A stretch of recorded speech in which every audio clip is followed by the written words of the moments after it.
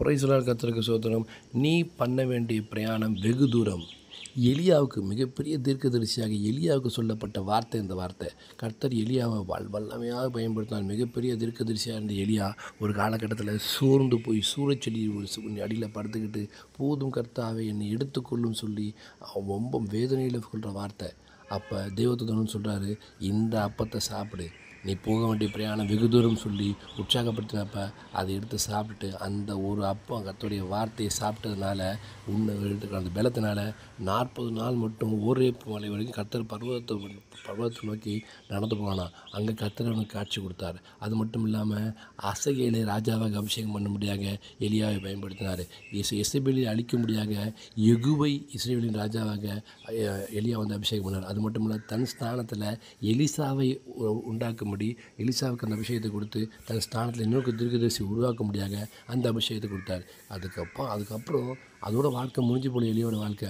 அதுக்கப்புறமும் கர்த்தர் எலியாவை கொண்டு பல காரியங்களை செஞ்சார். இன்றைக்கி அதே தேவன் உங்களுக்கு பார்த்து சொல்கிறார், நம்ம பல காரியங்களை சூழ்ந்து போயிருப்போம், மிகப்பெரிய காரியங்கள் செஞ்சுருப்போம், நல்லா சம்பாதிச்சிருப்போம், நல்லா வாழ்ந்திருப்போம், நல்லா சுகித்திருப்போம், கர்த்தருக்காக பெரிய பெரிய காரியங்களை செஞ்சுருப்போம், மிகப்பெரிய ஸ்தானத்தை இருந்திருப்போம், வசதிவாய்ப்பாக இருந்திருப்போம். இப்போ எல்லாத்தையும் இழந்திருக்கீங்களா? போதும், என் வாழ்க்கை அவ்வளோதான், இனிமேல் யாருக்கும் பிரயோஜனமே இல்லை, என் வாழ்க்கை அவ்வளோதான், எதுக்கு உயிரோட என்ன பிரயோஜனம்? இன்னைக்கு நான் யாருக்கும் பிரயோஜனப்படாமல் இருக்கேன், நான் யாருக்கும் யூஸே இல்லை, என் வாழ்க்கை அவ்வளோதான், என்னை எடுத்துக்கொள்ளுங்க கர்த்தாவே, என்னை வாழ்ந்தது போதும்னு சொல்லி வெறுப்போடு இருக்கீங்களா?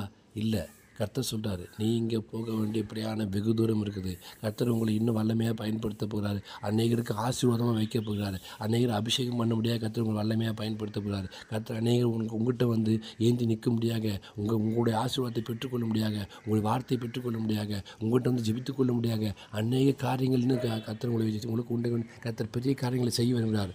சோர்ந்து போகாதீங்க. இப்போ இருக்கிற சூழ்நிலை கண்டு, வியாதியை கண்டு, சோதனைகளை கண்டு, போராட்டத்தை கண்டு சோர்ந்து போகாதீங்க. போதும், என் வாழ்க்கை அவ்வளோதான் சொல்லி சோர்ந்து போகாதீங்க. கர்த்தர் உங்களை வலிமையாக பயன்படுத்த போகிறார். கர்த்தர் உங்களை பராக்கிரமசாலியாக பயன்படுத்த போகிறார். கர்த்தர் உங்களுக்கு கொண்டு செய்யும் காரியம் பயங்கரமாக இருக்க போகுது.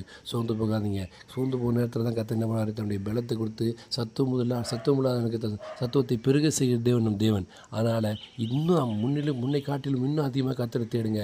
ஜெபத்தில் அதிகமாக கர்த்தர்ட்ட நில்லுங்க. முழங்கால் போட்டு கர்த்தர்ட்ட கேளுங்க, கர்த்தாவே என்னை கொண்டு என்ன செஞ்சுருக்கீங்க அப்படின்னு சொல்லி கர்த்தர்ட்ட கேளுங்க. சோர்ந்து போகாதீங்க, முறுமுறுக்காதீங்க, பின்மாறி போகாதீங்க. ஜெபிக்காமல் போயிடுது. ஒரு சின்ன பிரச்சனை வந்துச்சுன்னா உடனே ஜெபத்தை விட்டுறது, ஆலயத்துக்கு போகாமல் விட்டுறது, கர்த்தரை தேட விட்டுறது. அப்படி சோர்ந்து போகாதபடிக்கு கர்த்தர் சமூகத்தை முன்னிலும் அதிகமாக தேடுங்க. யோபை பார்த்தப்போ யோபு கொடுத்த ஆசீர்வாதம் முன்னிலைமை காட்டிலும் பின்னிலைமை எப்படி ரெட்டிப்பாக ஆசீர்வதித்தாரோ, இதுவரை நீங்கள் சந்தித்த ஆசீர்வாதம் காட்டிலும் கர்த்தர் இப்போ பெரிய ஆசீர்வாதம் காத்து வச்சிருக்காரு. ரெட்டிப்பான ஆசீர்வாதம், ரெட்டிப்பான அபிஷேகம், ரெட்டிப்பான வல்லமை கர்த்தர் உங்களுக்கு கொடுத்து வல்லமையாக பயன்படுத்த போகிறார். நீங்கள் போக வேண்டிய பிரயாணம் வெகு தூரம் இருக்கிறது.